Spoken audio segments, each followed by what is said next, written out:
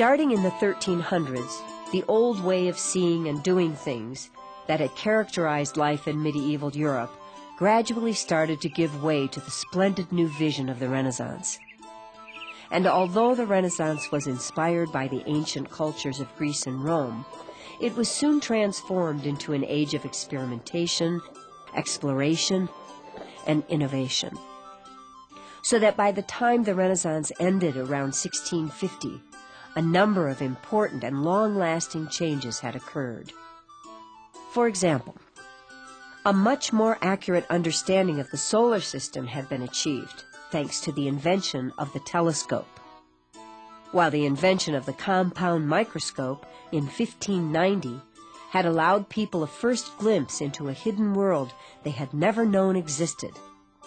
Improvements in shipbuilding and navigation had resulted in the discovery of 3 new continents previously unknown to Europeans. A new method for printing books had helped information and ideas rapidly spread. A movement of religious reform had resulted in the creation of the first Protestant faiths. And even the old medieval appearance of towns and cities had changed due to the incorporation of new Renaissance styles in architecture. Looking at architecture is an excellent way to improve one's understanding of the past, because historical buildings provide valuable information about how people lived and interacted with one another a long time ago. The changes that occurred in architecture between the medieval era and the Renaissance are a good example of this. During medieval times, towering churches and enormous castles were constructed all across Europe and remain as lasting monuments to the medieval way of life. Castles like this one were nothing more than the fortress homes of Europe's most powerful citizens. Most castles were built along similar lines, characterized by high stone walls and towers. And since they were constructed mostly for defense, they were not very comfortable places in which to live. However, during the Renaissance, the nobility shifted away from fortifying their homes. Some even remodeled their old medieval-style castles into places of great beauty, comfort, and elegance. This fine chateau in France contains some good examples of the kinds of changes that Renaissance architects liked to make. In this case, the high outer walls of the original castle have been removed, and a huge new house has been built around the one remaining medieval tower. The old medieval moat that once served to protect the castle has been changed into a decorative waterway, and the entire building has been surrounded by extremely colorful gardens, in which shrubs have been trimmed and plantings arranged to create beautiful geometric patterns. Renaissance architects loved light, and so the buildings they designed usually had lots of large windows that provided illumination for the big, comfortably furnished rooms inside. In addition, just like the palaces of ancient Rome, fine Renaissance houses were almost always adorned with statues of ancient gods and goddesses that would have been quite out of place in medieval castles. The changes that took place in religious buildings are quite interesting as well. In medieval times, churches were built in the Gothic style seen here, a style that employed heavy ornamentation with elaborate carvings of demons, angels, and saints. But during the Renaissance, church architects tried to give their buildings a brighter, warmer appearance, as they did so beautifully here in the great cathedral in Florence, Italy. Most Renaissance churches were much brighter and warmer feeling on the inside, too, due to the fact that architects shifted away from the use of the overwhelming amounts of stained glass favored during medieval times. Besides the amazing changes that took place in architecture during the Renaissance, a scientific revolution began to take place too. In particular, the revolution in the science of astronomy played an important role during the Renaissance because it radically changed people's understanding of the Earth's place in the universe. Medieval people believed that the Earth never moved, and that it was at the center of the universe, ringed first by the moon and planets, then the stars, and beyond that, heaven, the dwelling place of God. And this was the official version promoted by the Catholic Church as well. During the Middle Ages, the pursuit of scientific knowledge was mostly guided by religious teachings and mysticism, rather than by careful observation.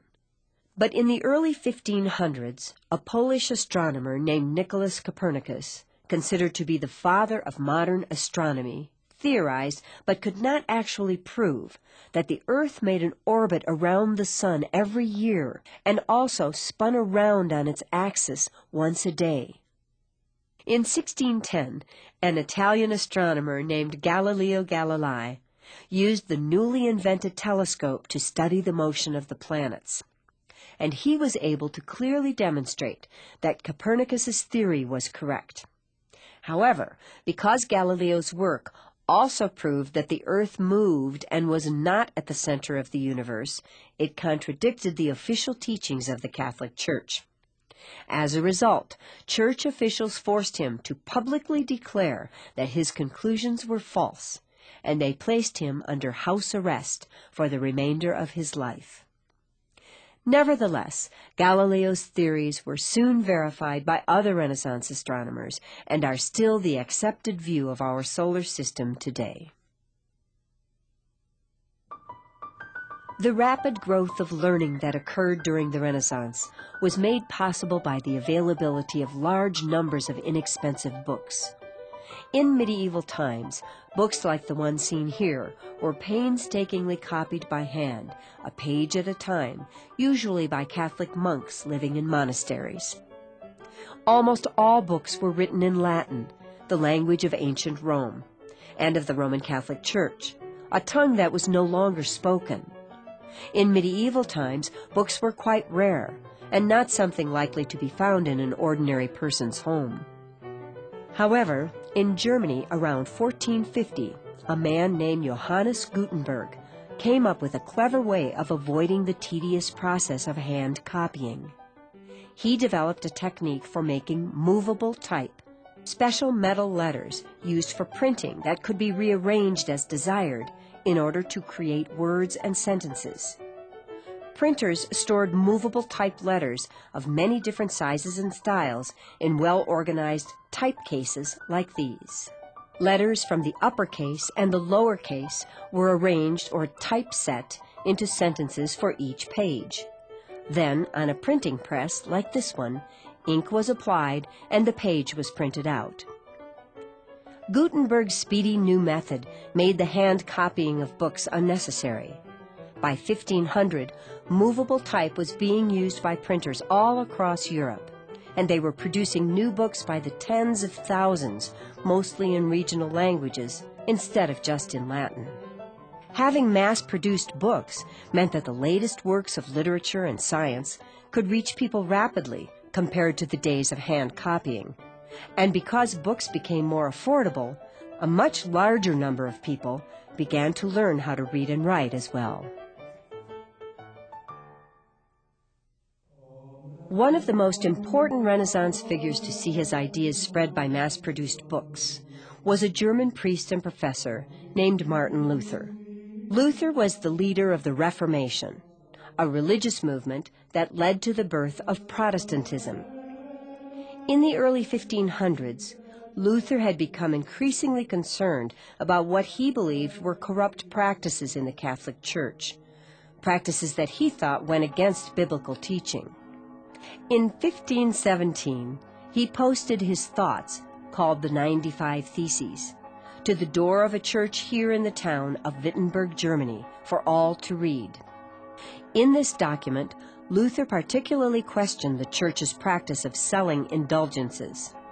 These were special pardons for the church's punishments for committing sins that sometimes were granted for a cash payment.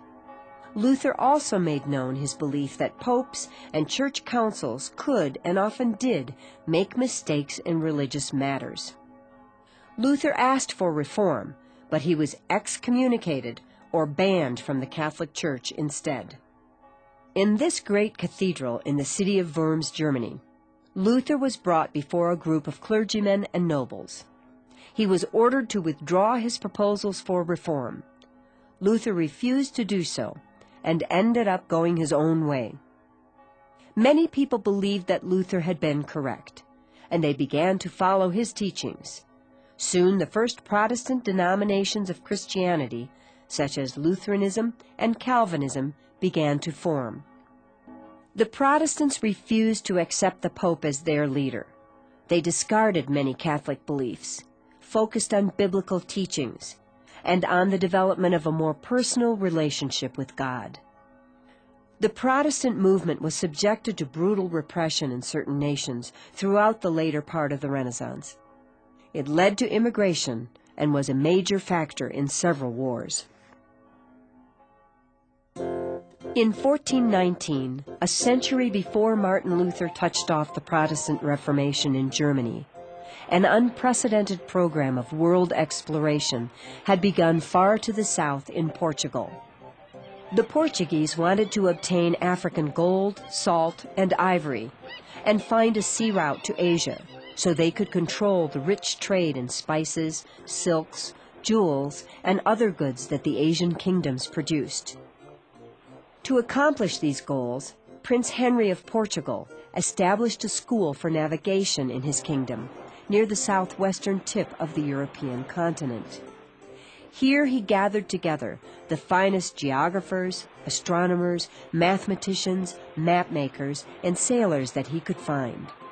They collected information about the tides, ocean currents, the winds, and the stars. And they used a new kind of small, sturdy ship to explore the west coast of Africa, hoping to find a sea route to India. Before he died in 1460, Prince Henry the Navigator had sent out over 50 expeditions to explore the world. But it wasn't until 1498 that a Portuguese explorer named Vasco da Gama finally reached India. By then, another explorer named Christopher Columbus, who sailed under the flag of Spain, was busy preparing to make a third voyage across the Atlantic Ocean. On his first voyage west in 1492, Columbus thought he had landed in India. Instead, he had actually discovered an entire new world, the continents of North and South America, that were unknown to Europeans at that time. And it was through their quest for trade and wealth that European explorers like Columbus established colonies in many far-flung lands and ended up spreading Renaissance culture, religious ideas, and inventions around the world.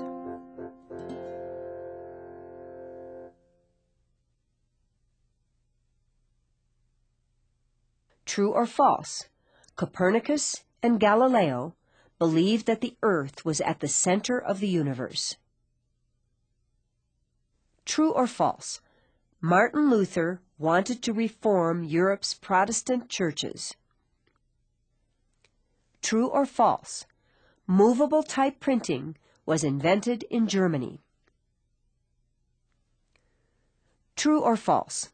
Stained glass windows were more popular in the churches of the Middle Ages than those of the Renaissance. True or false? Spain carried out the first major explorations of the world.